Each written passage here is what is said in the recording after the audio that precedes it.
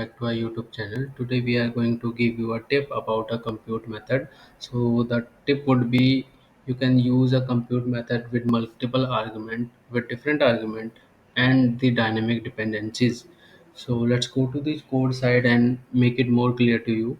So here you can see I have created a method with three different argument, okay, which is keyword argument, and that method is being calling in these three fields, and it is calling with the help of lambda function.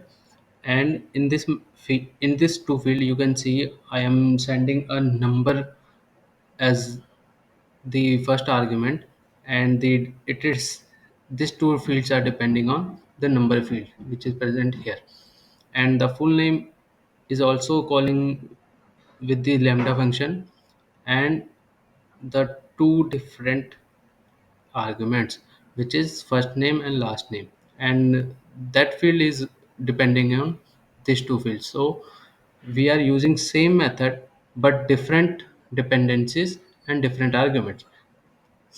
So that's how you can make this happen. And let's go and check the view side also. Here you can see these two fields are depending on this, so whenever I change in here, both of these two fields are changed.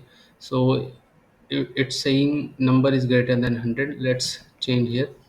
You can see in this field the number is smaller than 100. If we change again, the value is changing. If we change again, the value is still changing.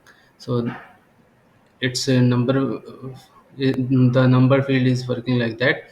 And that full name field, if we are changing this two field, its value is being calculating full name field. So that's it for this video.